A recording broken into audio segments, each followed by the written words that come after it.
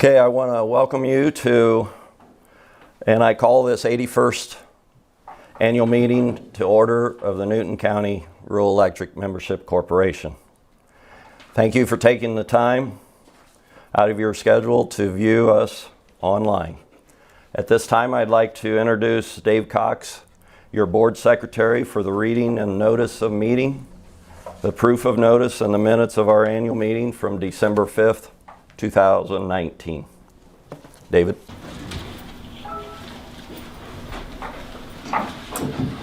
State of Indiana, County of Newton, proof of mailing notice of annual meeting. David Cox, being duly sworn oath disposed, says that he was the elected, qualified, and acting secretary for the Newton County REMC, herein referred to as the cooperative. That on the 18th day of November 2020, he mailed to each member of the cooperative a notice of the annual meeting of the members of the cooperative to be on December 3rd, 2020. By disposing such notice with postage thereon prepaid, addressed, and aforesaid in United States mail, and that the above and foregoing is a true and correct copy of said notice of said meeting aforesaid. Signed, David Cox, Secretary. Minutes are... Yep. Minutes were mailed. Is there a motion to accept the minutes as presented in the mail? Kevin Durham. And is there a second? Scott Clark. All in favor say aye. Aye. Aye. All right, thank you. So at this time, we ask the line superintendent, Jim Evers, to give his report. Jim? Thanks, Rick. I just briefly go over some of the highlights of some of what your line crew has done this year. Your line crew has been working on several large projects this year. Our first project was building 3 miles of three-phase to John Taylor's new grain system. Our second large project, we started 4 miles of three-phase to the location to where our new substation will be. Our new substation will be located at the corner of 800 North and 100 West in Benton County, just southwest of Goodland. This substation will be a big asset to our present system and future loads.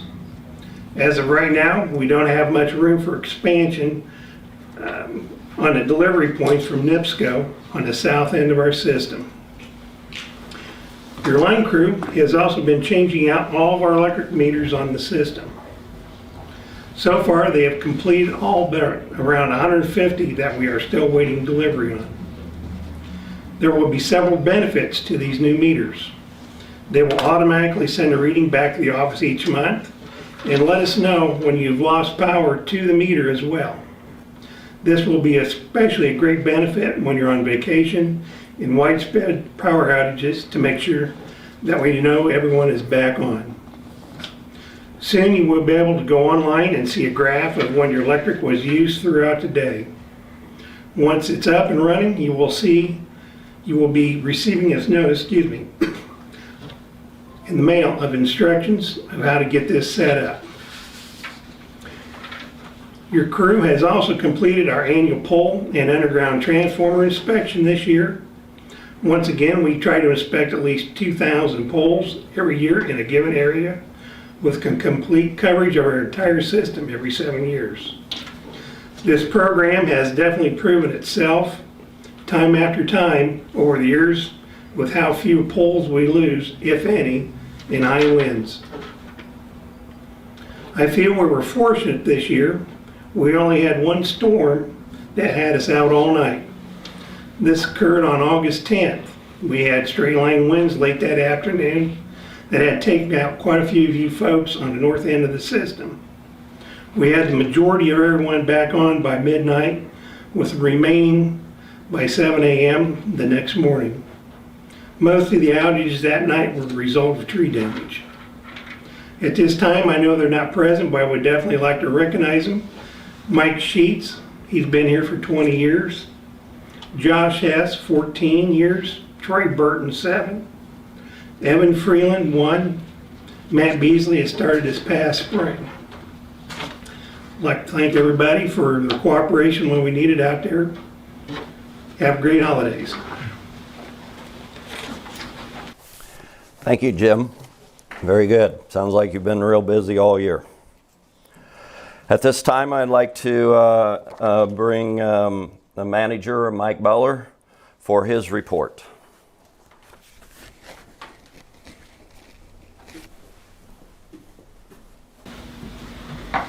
Thanks, Rick. Thank you all for joining us. This past year, I think we can all agree, has been fairly frustrating and challenging. It has been for us at the co-op as well. We've had a lot of energy focused on the pandemic and how to maintain business continuity. We've tried a lot of things early on. We split our employees up into 2 teams, 5 on each team. We worked rotating weeks. We had our office sanitized, had our trucks sanitized. We've had employees tested. We've quarantined employees. We've closed our lobby, closed the building to the public and to the members, and we'll probably continue that through at least the first quarter of next year. And we were still affected and continue to be affected. So I think our local communities right now are probably getting hit as hard as ever in this whole time. And so I think it's good for all of us during the holidays and this time to kind of practice what we're supposed to do to be cautious, and so we can, you know, protect our families and friends from all this. I'm not going to talk about COVID anymore. I know you've heard enough. That's just my little spiel this morning. I think it is serious, and there's a lot of people affected right now. So my report will be brief, but everything should be positive. First, if you look at your financials, compare them to last year if you have last year's, if not, but our revenue is up again this year. We were very fortunate. Most all of our commercial and industrial load were operational. They had no mandatory shutdowns or voluntary shutdowns. So we were very fortunate that not every co-op and not every electric utility has been that way this year. We did take on a little more debt this past year, but it's nothing substantial. It's really not a problem. Our balance sheet's still in really good shape. Secondly, and it kind of ties in with our financials a little bit, really quite a bit, we've been having a lot of conversation with some new potential customers, and they're all commercial and industrial customers. I can't mention names or talk about it. We've had nothing confirmed. We've just been having conversations and meetings about what we can provide, what we can't provide. I'm very confident, though, that this time next year when I have a report to give, there'll be some news and we'll have some new customers. So it's very exciting. These types of projects are very beneficial for our co-op to pick up a big load like that in one customer. So we're really excited about those opportunities for us and for your co-op. The last thing I really kind of want to talk about today is capital credits. Many of you have been receiving checks. We've been doing this since 2017. Your board of directors at the August 24th, 2020 board meeting has approved for retirement and payment of capital credits for the year 1964, 65, and 66. The total for those years that are eligible for payment is $115,099. We're going to start making those payments in probably late January. Anybody that has received checks in the past and is eligible to receive them yet will get theirs automatically. Anybody that's a current customer will get one automatically. And anybody that has called in, updated the records in anticipation of capital credits getting paid to them when they're eligible, those will also get mailed out. So if you haven't received anything by mid-February, you either weren't eligible or somehow we haven't gotten the records updated. So we're going to have a list put out in the Benton Review and the Newton County Enterprise listing all the non-paid capital credits yet, ones that are eligible. It won't only be just for the new ones that we're doing this year. It'll also be for the previous year's capital credits as well. If you find your name on there or you're an heir to somebody that's on there, give us a call at the office. Don't come in because our office will be closed yet, but we can handle it all over the phone. We can get the paperwork sent to you, you can send it back and we'll get a check sent out. We're trying to get back as much as we can. It's an easy process. We've given away almost $250,000 since 2017. Your board and myself, we're all really proud of that fact. You know, financially, we've finally got ourselves in a position to do it, and hopefully we can continue to do it for the years to come. I want to take a moment to thank everybody, members, employees, for helping us get through this year. It's been a different one. We've gotten some things accomplished, and we're really excited. And I want you to know that the employees you have working here are the very best. You know, that makes my job easy. I look forward to coming to work. We're like a family in here as well. So I'm really excited about 2021, and hopefully we've got some changes coming for us and a healthier 2021. So I want to thank everybody again. Happy holidays. You're always welcome. You got questions about anything that goes on today, give us a call. And I want to wish everybody good luck when we have our drawing later today for the 2 free years worth of electric. So thank you very much. I'm going to introduce you. And I can introduce the office staff. We've got Amy Babcock, Brenda Donahue, and Brent Welsh. And I appreciate everything they do. Thank you.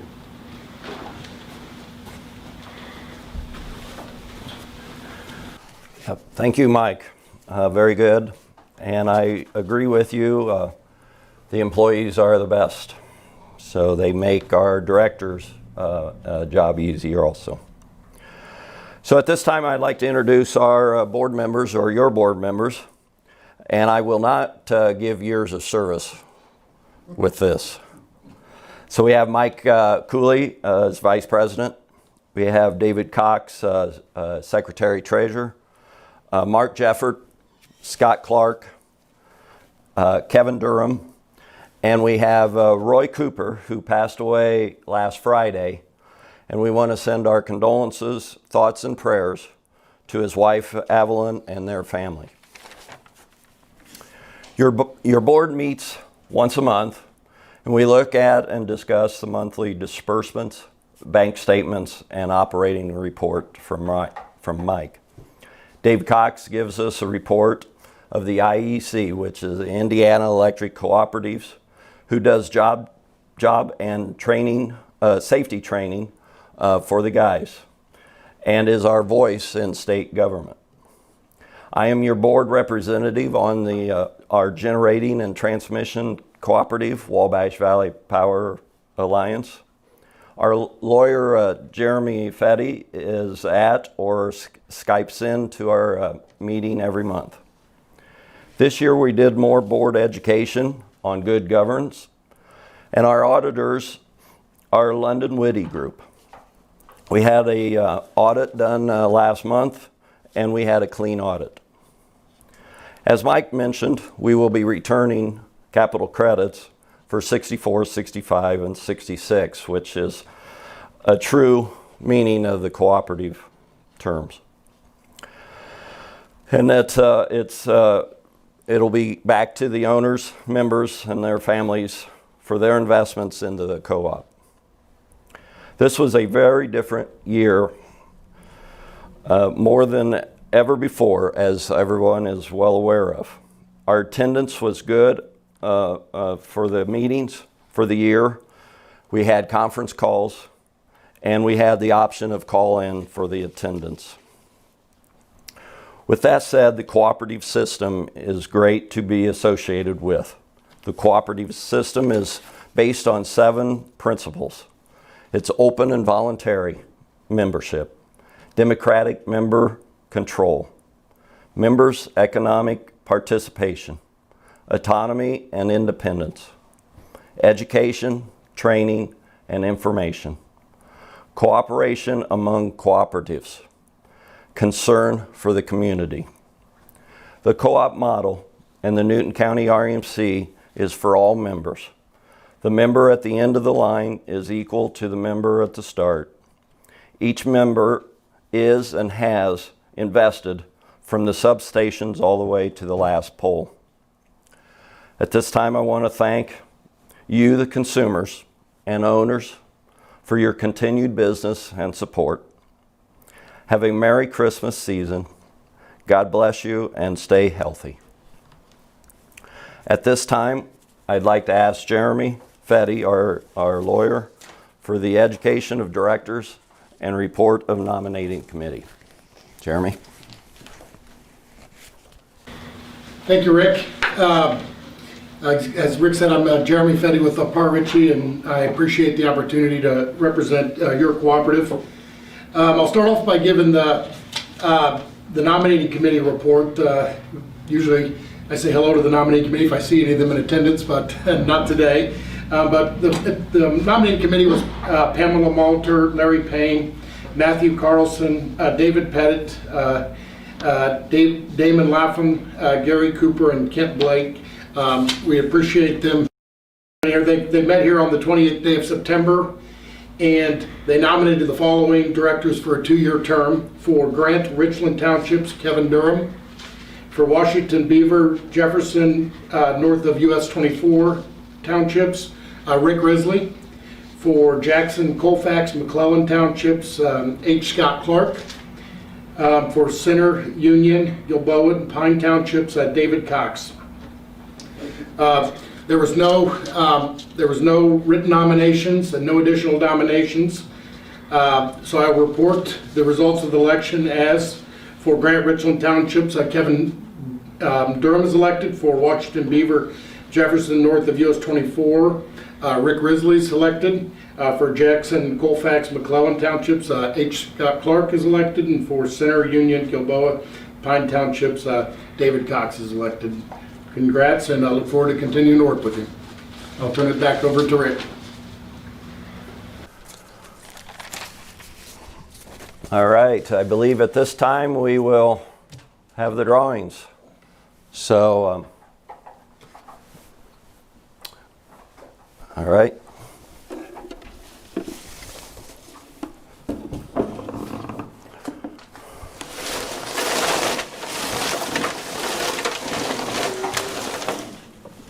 All right, Amy Babcock's gonna draw for us.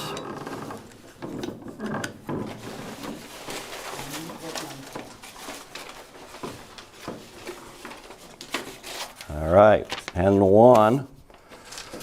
the winner is Cody Mueller. Corey and Cody, right? Yep. Cody Mueller.